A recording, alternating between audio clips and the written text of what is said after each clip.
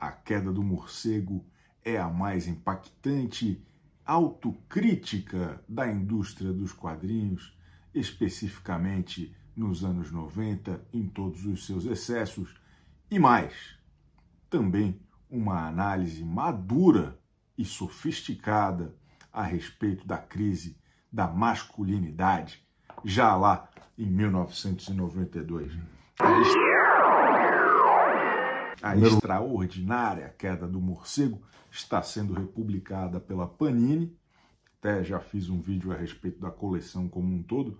Hoje vou analisar aqui com vocês as histórias e o contexto da saga propriamente dito, a saga do Batman, segunda temporada. Meu Deus do céu! Então é o número 1 ou o número 37, depende do seu desejo, tá certo?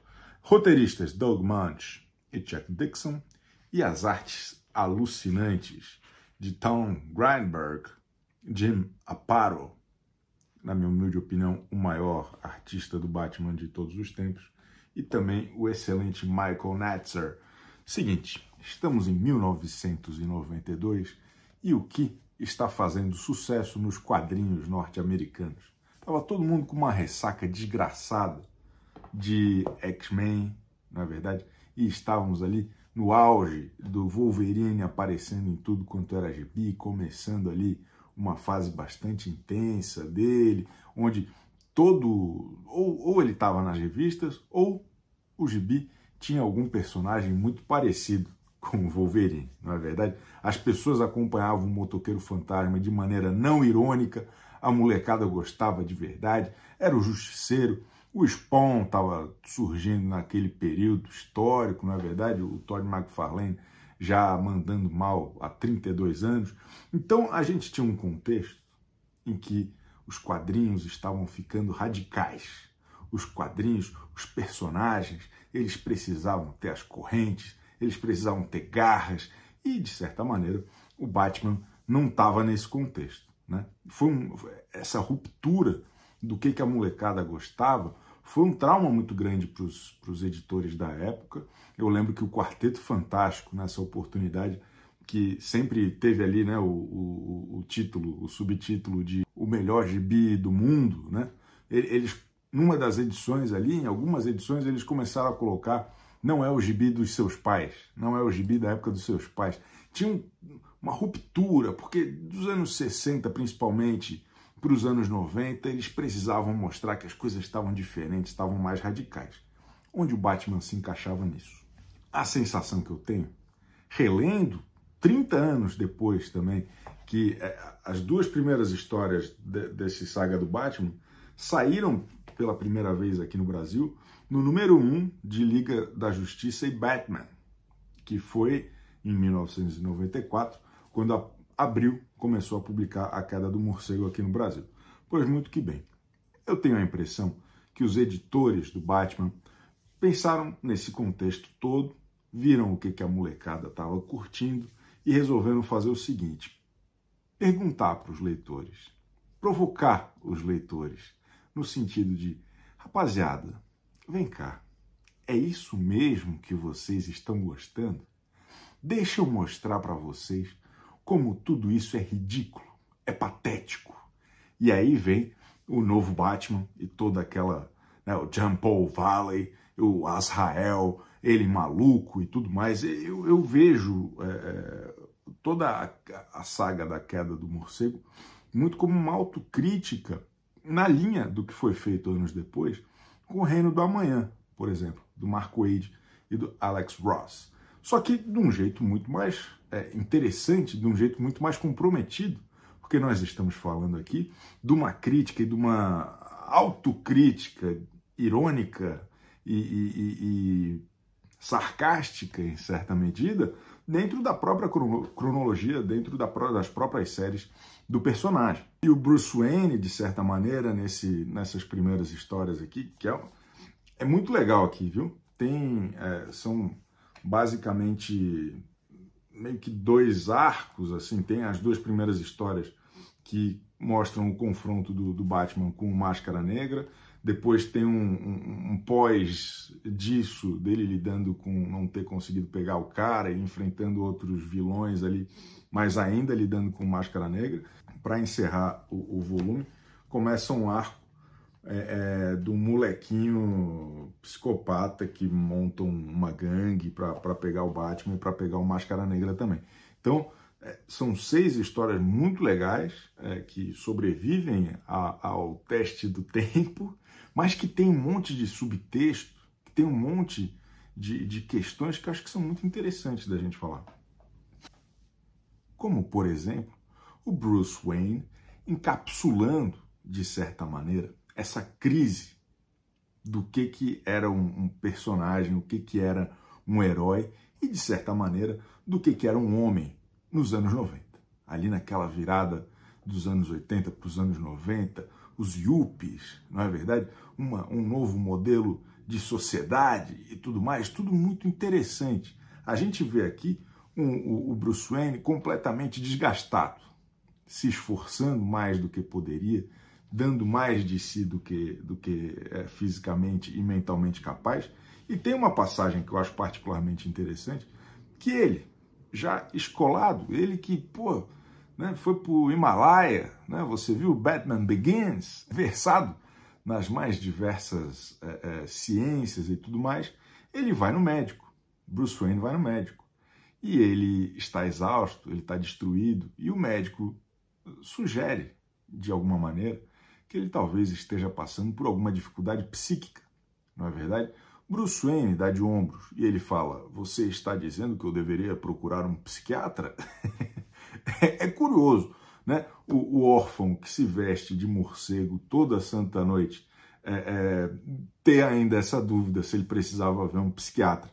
Mas é muito divertido, é muito interessante ver este homem que encapsula o espírito do seu tempo negar qualquer tipo de tratamento psíquico ou psiquiátrico, até porque, de certa maneira, se ele topasse visitar a doutora Chandra já neste primeiro volume, talvez a queda do morcego fosse um pouco mais curta, mas de qualquer forma é muito interessante ver que essa negativa, não é verdade? Que acho que hoje em dia seria um pouco mais rara, talvez, né?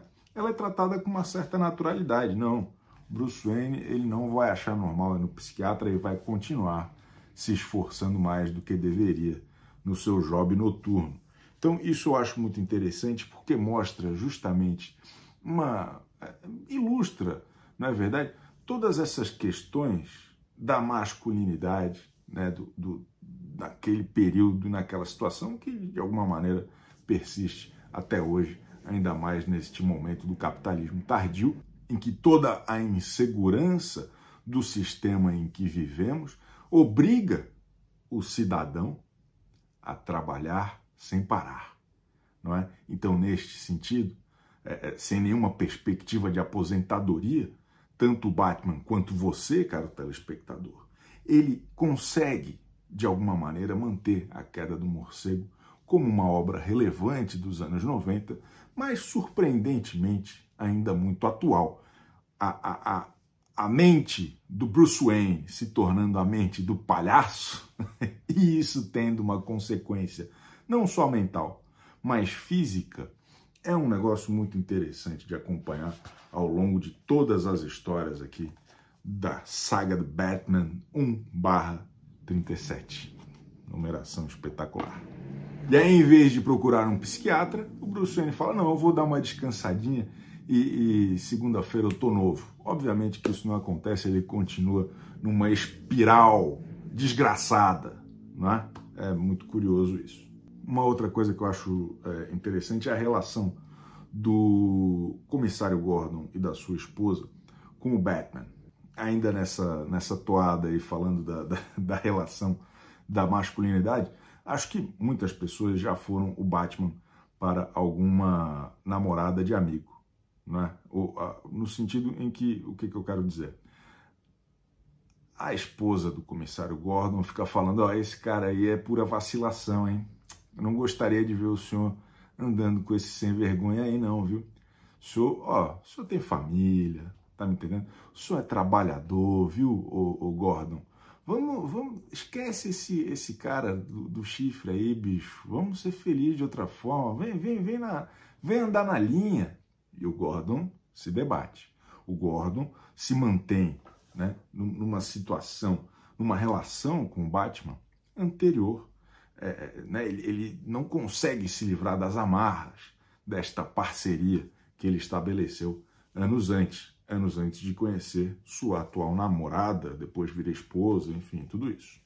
Então, o Gordon, ele se encontra ali numa encruzilhada, não é verdade, entre aceitar, de certa maneira, os conselhos de sua amada esposa ou continuar investindo na broderagem, né, naquela confiança que ele deposita no Batman, que é uma figura misteriosa, uma figura obscura, que age nas sombras, né, e que pode levá-lo à ruína.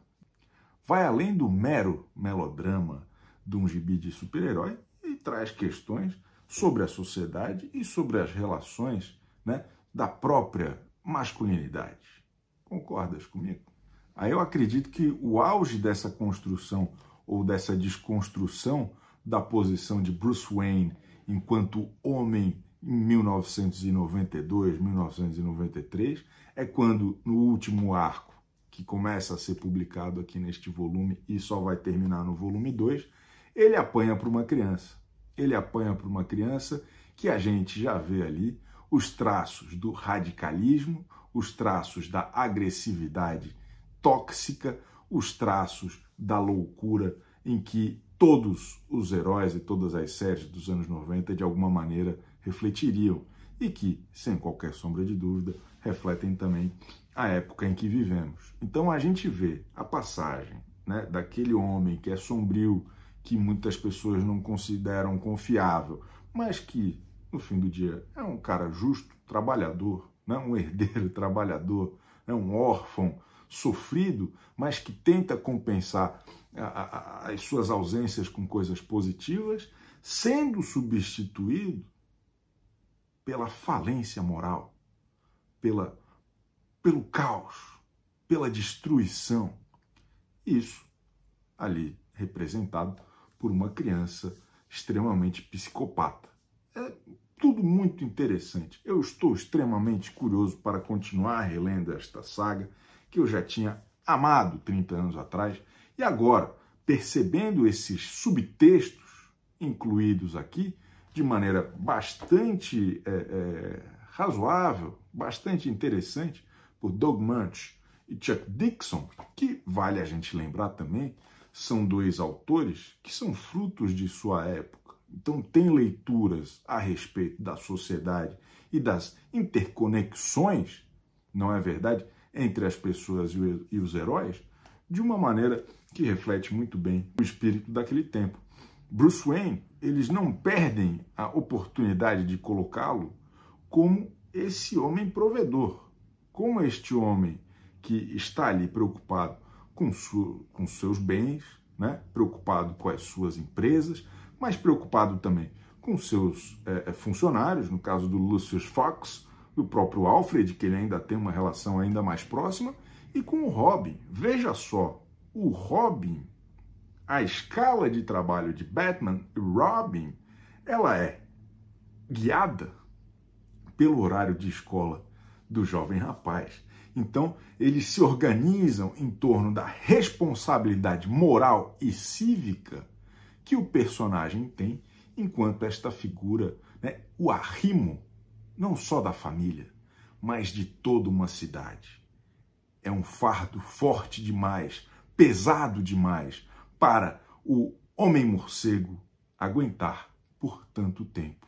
Ainda mais quando é confrontado por questões extremamente novas, por questões absolutamente inesperadas, que é aquele começo de horizonte rumo ao fim do milênio. O Batman, no final das contas, o Bruce Wayne, no final das contas, a queda do morcego representa o bug do milênio. Este é o verdadeiro risco, é o futuro confrontando o passado. Como lidar com isso? Vivendo o presente. Mas Bruce Wayne sofre de ansiedade. E agora? O que acontecerá? Muito bom, muito interessante o gibi. Eu amei reler algumas histórias, eu acho que não saíram aqui. Eu, pelo menos, não lembrava dessas últimas histórias aqui, ó, que são desenhadas pelo Michael Netzer. Vocês conheciam já o Michael Netzer? Eu confesso que eu não conhecia, com o texto do Chuck Dixon e capas. As capas são do Sam Kieth. Sam Kieth. As capas só desses dois números aqui ó. Sam Kieth, cara. Sam Kieth.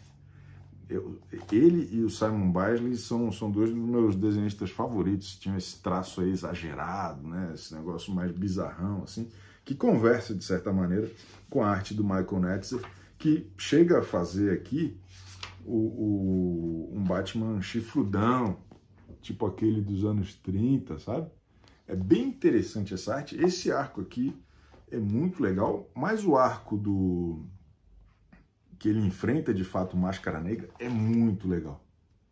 É muito legal. Esse é o que abre o gibi, com a arte do Tom Greenberg e o do Trevor Scott. E ainda tem duas histórias com o Jim Aparo, que é o meu desenhista favorito. O Batman ainda enfrenta esse garotão aqui, ó, meio sadomasoquista, né? Uma coisa meio, né? Parece aqueles amigos do Geraldão. Lembra do Geraldão? Uma coisa meio, tudo bem, respeito. Mas é isso. E aqui, ó, nessa edição aqui, a segunda edição do Jim Aparo, que é o número 487 do Batman, ele tá com um traço mais grosso, assim, mais pesadão. Tem uma página aqui que eu sou completamente apaixonado, cara. Deixa eu ver se eu acho. É espetacular. Essa aqui, ó, que atiram no comissário Gordon. Ó, eu quero fazer um quadro disso aqui. É muito legal, cara. É espetacular. Eu sou fã do Jim Aparo. Muito bom mesmo. Eu estou adorando a saga do Batman, a queda do morcego. Eu pretendo resenhar aqui mês a mês, conforme for saindo pela editora Panini. O primeiro vídeo da segunda temporada do Chico Barney Comics é justamente a respeito da saga do Batman em sua segunda temporada.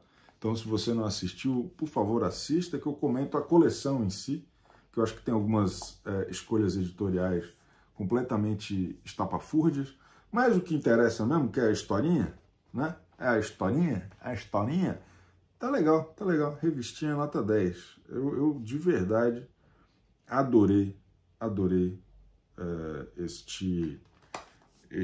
esta edição. Precisa ter lido alguma coisa, tal. Eu vou continuar repetindo isso aqui todo santo dia, tá? Se você pegar esta porra desse gibi e você não entender, por favor, desista, tá bom?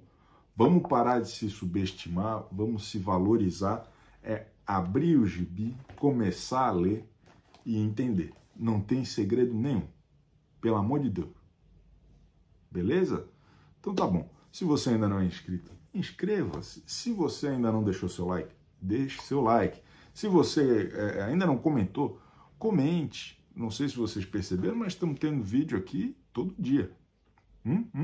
Se vocês continuarem prestigiando aí, eu tô cheio de comentário para fazer, porque agora eu tô fazendo os vídeos com menos guerigueri. Não sei se vocês perceberam, eu tô fazendo mais facinho, sem tantas, né, sei lá o que e tal. Então, tô dando vazão. Conto com vocês, espero vocês no próximo vídeo. Aqui, ó. Eu acho que talvez eu não seja muito aquela pessoa que nasceu com a estrela que vai brilhar.